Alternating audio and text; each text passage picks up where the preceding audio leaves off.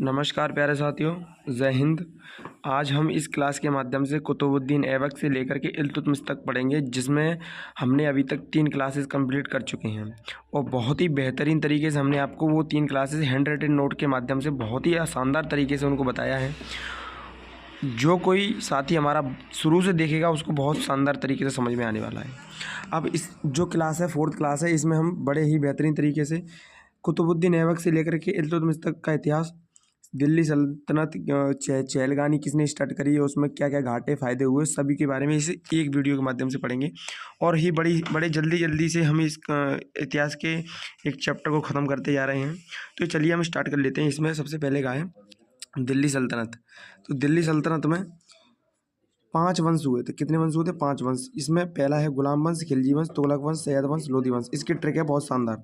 पहली ट्रिक जैसे गुलाब खिले तो सांस लो, गुलाब खिले तो सांस लो, गु से गुलाब, खिते खिलजी, तो तुगलक, और सांस लो लोधी वंश। ठीक है, गुलाब खिले तो सांस लो। इसकी डेट आप याद कर लेना। ठीक है, सबसे जो ज़्यादा समय तक रहे वो थे गुलाम वंश, सबसे ज़्यादा तक नहीं, ये सबसे ज़्यादा तक रहे थे 94 ईयर तुगलक वंश। सबसे कम साल तक जो रहे वो 30 वर्ष तक रहे खिलजी वंश। ठीक है, जिसमें 2 ही शासक हुए थे, एक तो जलालुद्दीन खिलजी और अलाउद्दीन खिलजी, बस।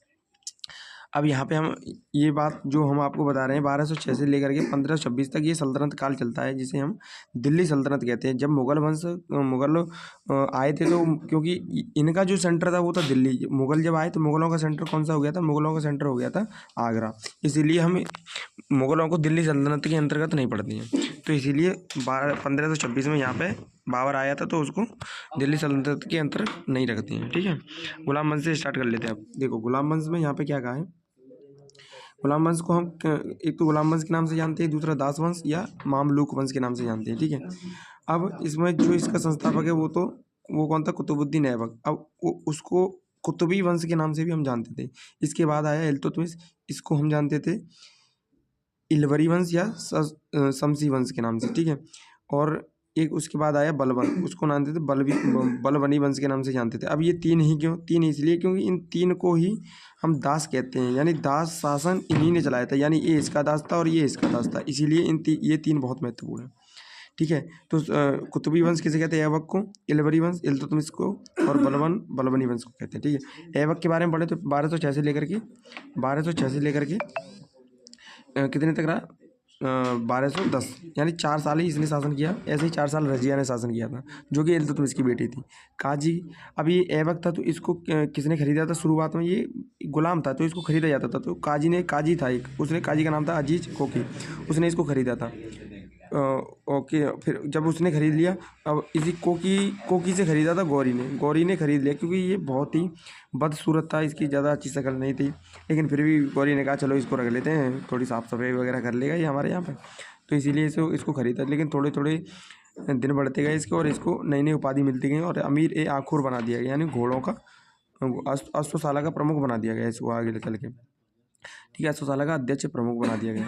और ऐसे धीरे धीरे ये इसकी पहुंच बढ़ती गई, और ये एंड में जाकर के गौरी का दामाद बन गया। ठीक है, अब इसकी पहुंच और ज़्यादा बढ़ गई, तो फिर इसी को जब गौरी चला जाता है तो उसके बाद इसी को राजा बनाता है गौरी, यहाँ किसका? दिल्ली सल्तनत।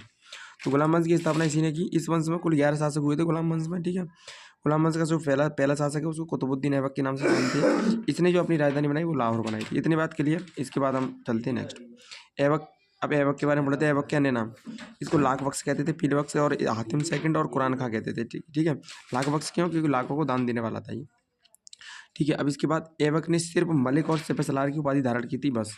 मलिक और सिपह सलार की उपाधि धारण की थी, क्योंकि इसने सुल्तान की उपाधि धारण नहीं की थी, क्योंकि सुल्तान की उपाधि धारण तो करने वाला पहला शासक इल्तुतमिश था।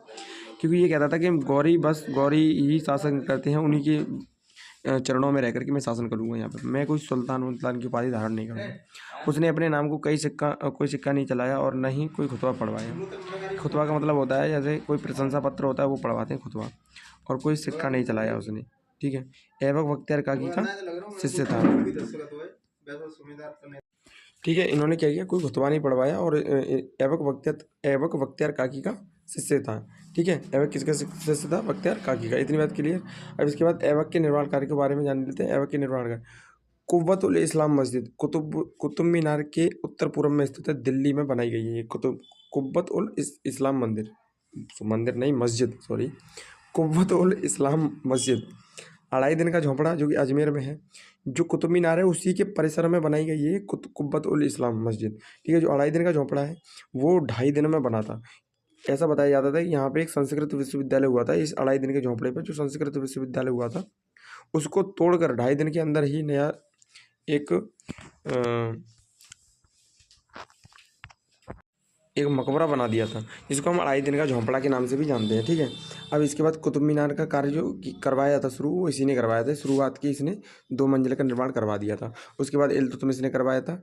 उसके बाद उसकी कुछ टूट फूट हो गई उसमें, तो मतलब बिजली कड़कने की वजह से फिर कई सारे शासक आए, उन्होंने थोड़ा बहुत कार्य करवाया, लेकिन अंत में जाकर के एक शासक आता है, उसका नाम है सिकंदर लोदी। उसने इसको पूरी तरह से मरम्मत करवा के बनवा दिया था। उसी के बाद ये अभी तक बना चला आ रहा है, ठीक है। यहाँ पे कुतुब मीनार के बारे में हमने बात कर ली। कुतुब मीनार में जो शुरुआत की मंजिल थी वो कुतुबुद्दीन ऐबक ने बनवाई। उसके बाद जो बची कुछ मंजिलें थी वो इल्तुतमिश ने बनवाई थी 1221 में। कितने में? 1221 में, ठीक है। और जो 5वीं मंजिल थी वो 5वीं मंजिल बनवाई थी, क्योंकि इसमें कुछ डाटा मिसिंग है। उस डाटा को मैं अपनी नोट्स में दिख कर बता रहा हूँ। 5वीं मंजिल जो बनाई थी वो फिरोज शाह तुगलक ने बनवाई थी 1368 में। 1368 में 5वीं मंजिल फिरोज शाह तुगलक ने बनवाई थी, तुगलक वंश के फिरोज शाह तुगलक, ठीक है। इसका जीर्णोद्धार करवाया था, मतलब टूट फूट जाती है तो उसके बाद जीर्णोद्धार होता है। 1505 में सिकंदर लोदी ने मरम्मत करवाई थी एंड में जाकर के। क्यों? क्योंकि भूकंप से फिर दोबारा टूट गई थी, इसीलिए। तो लास्ट में 1505 में बनी थी, उसके बाद अभी भी बनी हुई है। समझने क्लियर? अब इसके बाद यहाँ पर 2 चीज़ और आ जाती हैं। ऐबक को गुम्बद कला और मेहराब कला का जनक माना जाता है। गुम्बद कला और मेहराब कला कैसी होती है? जो गुम्बद कला होती है वो ऐसा गुम्बद बना होता है, उसको गुम्बद कला कहते हैं, ठीक है। मेहराब कला ऐसी होती है, ऐसी, ठीक है। ऐसी कला को मेहराब कला कहते हैं। ये गेट बनानी है, ऐसी कला को मेहराब कला कहते हैं। इसका शुरुआत किसने करवाया था? यहाँ पे इस चीज़ को देखिए, यहाँ पे ऐबक का जो दरबारी कवि है वो कौन है? हसन निजामी। उसकी बुक है ताज उल मासिर। अब इसके 2 पार्ट बने थे ताज उल मासिर के। एक फर्स्ट पार्ट था 1217 में जो रिलीज हुआ था, वो था। उसके बाद एक सेकंड पार्ट इसका रिलीज हुआ था, वो 1217 से लेकर के 1229 के बीच में रिलीज हुआ था, ठीक है। अब उसके बाद हम यहाँ पे बात करें, यहाँ पे ऐबक के समय 2 जगह मुख्य थी। ऐबक के समय कितनी जगह जो मुख्य थी वो कितनी थी? 2। अब 2 जगह मुख्य कौन कौन सी थी? एक तो दिल्ली के, यहाँ दिल्ली के सरदार और एक लाहौर के सरदार, ये 2 जगह मुख्य थी। एक तो दिल्ली, एक लाहौर, एक दिल्ली, एक लाहौर। ऐबक था वो, ऐबक की राजधानी लाहौर थी, लेकिन शासक कहाँ से कर रहा था? दिल्ली से, ठीक है। जो ऐबक शासन कहाँ से कर रहा था? दिल्ली से। और राजधानी कहाँ थी उसकी? लाहौर थी। इसी में क्या हुआ था देखिए, जैसे राजधानी लाहौर थी। अब जो लाहौर की राजधानी थी वहाँ पर तो शासक ऐबक के मरने के बाद आराम शाह बना था, और दिल्ली में जो रह रहा था, जो दिल्ली में जो शासक था राजधानी के पास, वो था इल्तुतमिश। क्योंकि ऐबक के मरने के बाद 2 जगह खाली हुई, एक तो दिल्ली और एक लाहौर। तो लाहौर में तो बन गया आराम शाह और दिल्ली में बन गया, लाहौर में कौन बन गया? आराम शाह। और दिल्ली में कौन बन गया? इल्तुतमिश। अब यहाँ पे क्या हुआ? तुरंत राजधानी से, अब यहाँ पे क्या हुआ? आराम शाह को राजा बनाया गया। कहाँ पे राजा बनाया दिया गया आराम शाह को? कहाँ पे? लाहौर में, क्योंकि वहाँ राजधानी थी, ठीक है। इतने बीच इल्तुतमिश दिल्ली में राजा बन गया। लेकिन क्या हुआ यहाँ पे? दोनों में क्या हुआ? एक युद्ध हुआ। इसी के बीच क्या हुआ? दोनों में एक युद्ध हुआ। इस युद्ध को इस बार को थोड़ा समझिए। इस बार में क्या गया था? इस बार में जो इल्तुतमिश की विजय हुई थी, आराम शाह को मार दिया गया था।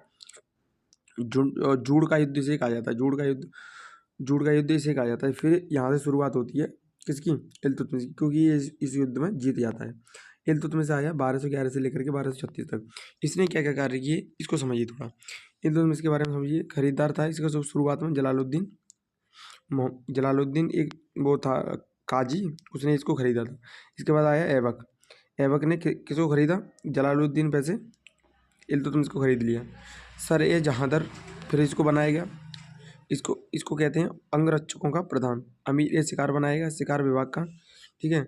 इसके बाद इसका प्रमोशन होता गया और इसको बदायूं इसने एंड में जाकर के जीत लिया, क्योंकि इसने भी ऐबक की तरह अपनी शक्ति को हासिल कर लिया था, ठीक है। अब इल्तुतमिश को इलवरी वंश का तुर्क कहते हैं, इसको अभी बताया।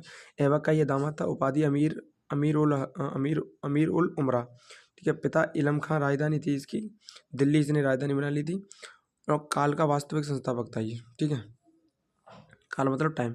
इल्तुतमिश ने एकता प्रथा चलाई, जमीन का टुकड़ा। तुर्क या चैलगानी का गठन इसी ने किया। 40 सरदार होते थे उसमें। अब इसमें 40 सरदार होते थे, तो जो कुतुबी सरदार था उसको तो जो था वो ऐबक था, और जो गौरी कौन था वो मुइज्जी सरदार था। ठीक है, ये दो जगह हुआ करती थी। 1229 में खलीफा से जिलअत प्राप्त की। खिलहत 1229 में खलीफा से खिलहत प्राप्त की किसने? इल्तुतमिश ने। तराइन का थर्ड वॉर था वो यल्दौज और गजनी के। यल्दौज जो गजनी का शासक था उससे, और वीएस इल्तुतमिश से हुई थी। ठीक है, तराइन का सेकंड वॉर जो कब से कब तक लड़ा गया था? 1215 में। ठीक है, इनके बीच हुआ था। कुवाचा का जो शासन था वो मुल्तान पर कुवाचा का शासन था, इसने आत्महत्या कर ली थी। कुवाचा पे जो शासक कर रहा था कुवाचा शासक कर रहा था मुल्तान पर। और अली मर्दान जो बंगाल का शासक था, जो अभी भी प्रेजेंट में था, लेकिन इसकी भी किसी तरीके से हत्या हुई थी। आराम शाह को इल्तुतमिश ने मार दिया था। ठीक है, और कुछ ज़्यादा इसमें कोई वो बचे नहीं थे। अब इसके बाद यहाँ पे देखिए थोड़ा, 1229 में खलीफा से खिलहत प्राप्त की। ये खिलहत किसने प्राप्त की? इल्तुतमिश ने। ठीक है, 1229 में क्या किया? खिलहत प्राप्त की इल्तुतमिश ने। इल्तुतमिश ने, खिलहत का मतलब होता है क्या? खिलहत का क्या मतलब होता है? खिलहत का मतलब होता है एक पत्र था, वो पत्र में प्रशंसा पत्र होता है, वो प्राप्त किया किसने?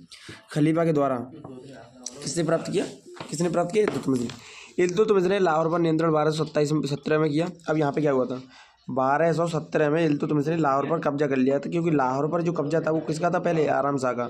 हरा तो दिया था, लेकिन उस टाइम उसने कब्जा नहीं किया था। इसी समय क्या हो रहा था? इसी समय मंगोलों के आक्रमण हो रहे थे। तो इसी समय इल्तुतमिश के समय मंगोलों के आक्रमण हो रहे थे। 1221 में एक आक्रमण हुआ मंगोलों का। इसको जो नेतृत्व कर रहा था वो कौन था? नेतृत्व कर रहा था तिमुचिन यानी चंगेज खां। अब आपने नाम सुना होगा चंगेज खां का। इतना खतरनाक आदमी, इतना बेशरम आदमी था ये। अब ये कौन था? ये तिमुचिन चंगेज खां वो है। इसने अपना एक धर्म बनाया था, शमनवाद एक अपना इसने धर्म बनाया था। ऐसा कहा जाता है कि इसकी मर्दानी, मतलब ये ऐसा कहता था कि किसी की मर्दानी तब तय होगी, इस बात से तय होगी कि किसी इंसान ने कितने बच्चे पैदा किए हैं। आज चंगेज खां के वंशज 1,60,00,000 होंगे मौजूद में पूरे विश्व में, यानी पूरे विश्व की जो जनसंख्या है उसका 5% हिस्सा मतलब इससे पिता पक्ष से कोई ना कोई संबंध रखता होगा। ठीक है, ये कहा जाता है। 800 करोड़ में थे, इतनी जनसंख्या ऐसी है। 0.5%, सॉरी 0.05% की बात कर रहा हूँ। 800 करोड़ में से 800 करोड़ में से लगभग परसेंट निकालें तो 0.5% लोग ऐसे हैं जो चंगेज खां से किसी न किसी संबंध रखते हैं, किसी न किसी कारण से संबंध रखते हैं वो। ठीक है, अब क्या हुआ? इसके बाद इल्तुतमिश ने क्या किया कि इल्तुतमिश ने बंगाल जीता 1226 में। बिहार का सूबेदार अलाउद्दीन जानी को बनाया इसने जब जीतने के बाद। 1223 में ग्वालियर जीता। ठीक है, सुल्तानगढ़ी का मकबरा इसी ने बनवाया। ठीक है, किसकी याद में? अपने बेटे नसीरुद्दीन महमूद की याद में। नसीरुद्दीन महमूद इसका बेटा था। ठीक है, भारत का पहला मकबरा शैली का जनक इल्तुतमिश को ही कहा जाता है। इसने जीतल और टंका सिक्के जारी किए। जीतल जो होता था वो कॉपर का होता था, और टंका होता था वो चांदी का होता था। और इस सिक्के का ग्राम वजन में होता था 170 ग्रेन, यानी 11 ग्राम लगभग। ठीक है, सिक्कों पर टकसाल का नाम इसी ने शुरुआत की रखने की। उसके बाद इल्तुतमिश का जो दरबारी इतिहासकार था वो था मिनहाज उल सिराज। कौन था? मिनहाज उल सिराज। बुक थी इसकी तबकाते नासिरी। ठीक है, किसकी? इल्तुतमिश के दरबारी कवि मिनहाज उल सिराज की। इल्तुतमिश की मृत्यु 1236 ईस्वी में हुई थी। इल्तुतमिश का मकबरा दिल्ली में है। इसी के जस्ट बाद आई थी रजिया सुल्तान। इसी के जस्ट बाद कौन आई थी? रजिया सुल्तान। उसको हम अगली क्लास में पढ़ेंगे, रजिया सुल्तान से लेकर के कैम्बुस तक, उसको देखेंगे बाद में। अब इसमें देखिए, ये जो मस्जिद है, ये जो मस्जिद है, ये उत्तर भारत की पहली मस्जिद है। ठीक है, उत्तर भारत की पहली मस्जिद। ठीक है, अब ये उत्तर भारत की पहली मस्जिद है। उसके बाद यहाँ पे देखें, ये कुतुब मीनार है। अब ये कुतुब मीनार इल्तुतमिश ने बनवाया था, आप सभी को पता होगा, दिल्ली में स्थित है। और ये उत्तर भारत की पहली मस्जिद, जो कुब्बत उल इस्लाम मस्जिद मैंने अभी बताई थी, दिल्ली परिसर है उसी में, मतलब कुतुब मीनार है नहीं, उसके उत्तर पूर्व में स्थित है। ठीक है, उत्तर भारत की पहली मस्जिद जो कि दिल्ली में ही स्थित है। दिल्ली में कुतुब मीनार है। 2.5 दिन का झोंपड़ा ये दिख रहा है आपको, ये 2.5 दिन का झोंपड़ा है। यहाँ पर पहले संस्कृत महाविद्यालय हुआ करता था, विग्रहराज 4th। इस संस्कृत महाविद्यालय के जो संस्थापक या यूँ कहें यहाँ के राजा थे पहले, इसकी कवि थे हरिकेतु, संस्कृत के बहुत बड़े विद्वान थे। 2.5 दिन का झोपड़ा 2.5 दिन के अंदर तैयार हुआ था, इसलिए इसको 2.5 दिन का झोपड़ा कहते हैं। उसके बाद ये कुछ क्वेश्चन है, आप देख लेना। शासक कब से कब तक रहे थे, ठीक है। ये सारे क्वेश्चन आप देख लेना, मैं धीरे धीरे इसको स्क्रॉल कर देता हूँ, ठीक है भाई। तो मिलते हैं नेक्स्ट अगली वीडियो में। आज कुछ कम समय है हमारे पास, इसको कहें तो अगली वीडियो में आपको ये क्वेश्चन करा देंगे, ठीक है भाई। टिक वैसे लगे हुए हैं इसमें, आप देख लेना, ठीक है भाई। तो मिलते हैं नेक्स्ट वीडियो में। धन्यवाद। जय हिंद, जय भारत।